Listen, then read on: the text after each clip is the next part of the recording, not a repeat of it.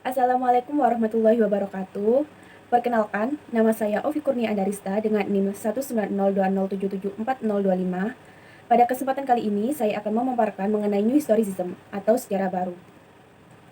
Baik, berikut adalah topik-topik yang akan saya bahas pada kesempatan kali ini. Yang pertama ada tokoh, yang kedua ada konsep New Historicism atau sejarah baru, yang ketiga ada sejarah dari New Historicism, yang keempat ada contoh kajian dari New Historicism.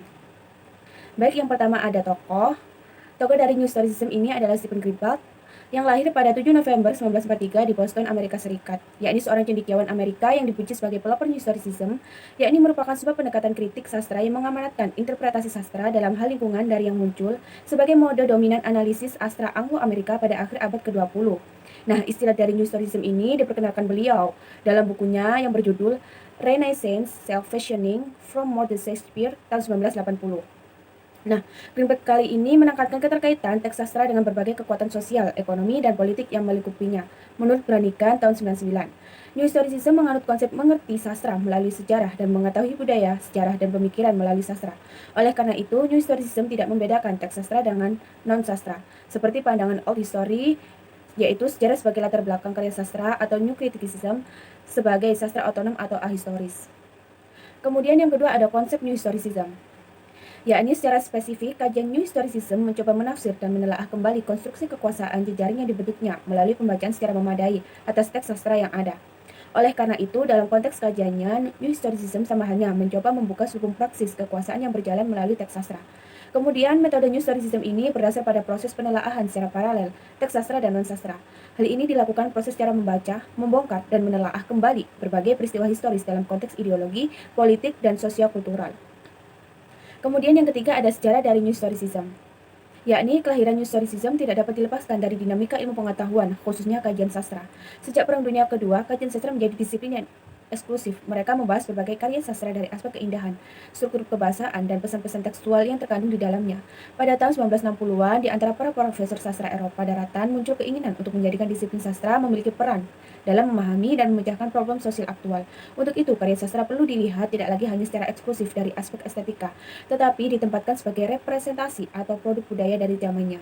Perubahan paradigma dalam memandang karya sastra melahirkan gerakan kembali ke sejarah dalam arti mengkaji historisitas dari teks karya sastra dan tekstualitas karya sastra atau the historicity of text and textuality of history.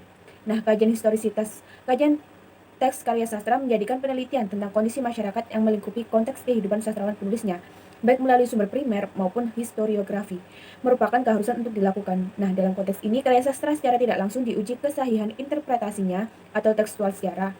Gerakan kembali ke sejarah yang dimunculkan para ahli sastra di Eropa daratan berkembang meluas ke Inggris dan Amerika Serikat dan dalam taraf tertentu dapat dikatakan sebagai mencapai kematangan. Kemudian, seorang cendekiawan Amerika, Greenblatt pada awal tahun 1980-an dalam kajian-kajiannya tentang puisi kultural, Greenblatt mendobrak kecenderungan kajian tekstual formalis dalam tradisi New Criticism yang dipandangnya bersifat ahistoris. Greenblatt juga melihat sastra sebagai sebuah wilayah estetik yang otonom yang dipisahkan dari aspek-aspek yang dianggap berada di luar karya tersebut, menurut Branigan tahun 1999 halaman 421. Kemudian New Historicism tidak bertujuan mengevaluasi produk-produk budaya, tinggi rendah, sastra non-sastra, serius populer, melainkan untuk menunjukkan bagaimana berbagai ragam teks saling terkait dengan persoalan-persoalan zamannya, karena sastra dan sejarah seperti jejaring dan bukan pendulum, menurut Bari tahun 2010. New Historicism diterapkan dengan metode interteks, membaca beberapa teks secara paralel atau parallel reading dan sezaman. Teks-teks adalah produk zaman dan saling berhubungan seperti dalam rangkaian arsip menurut Bari tahun 2010. Berbagai macam argumen tentang makna teks sastra seringkali mudah diuraikan dengan melihat sejarah. Sejarah merupakan pisau analisa yang kuat karena kerap kali memberikan dasar yang kokoh untuk memancangkan pernyataan yang berkenaan dengan makna. Menurut Rian tahun 2011. Teori sastra New Historicism dan kedudukan sastrawan. Yang pertama ada teori New Historicism menempatkan sastrawan pada posisi atau kedudukan yang lebih tinggi, karena sastrawan terlibat langsung dalam proses perkembangan kebudayaan suatu bangsa. Kemudian yang kedua ada sastrawan ikut mengkonstruksi budaya suatu masyarakat melalui karya sastranya. Ide atau gagasan sastrawan yang dituangkan dalam karya sastra bisa mempengaruhi opini publik. Yang ketiga, setiap sastrawan dengan segala latar belakangnya memotret dan memaknai kehidupan di sekitarnya untuk kemudian diekspresikan melalui karya sastra. Kemudian yang terakhir, pendekatan historicism tidak memisahkan karya sastra dengan pengarangnya, juga tidak memisahkan karya sastra itu dengan konteks zamannya. Bagi sejarawan yang beraliran historian, yang tidak lagi memisahkan fakta dan fiksi, sangat menganggap penting setiap karya sastra yang lahir pada suatu zaman, karena dengan pendekatan itu mereka juga bisa melihat perilaku dan perubahan budaya suatu masyarakat melalui karya sastra.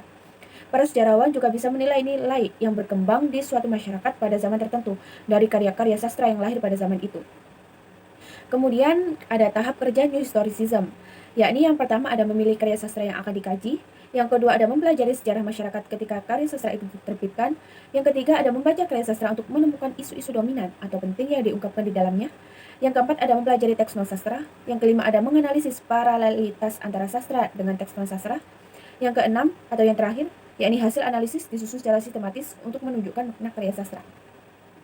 Nah, simpulan dari penjelasan saya yakni di tengah situasi leburnya batas-batas fakta dan fiksi, sastra dan sejarah dan lain-lain, New Historicism menyediakan perspektif baru untuk menyikapi keadaan tersebut.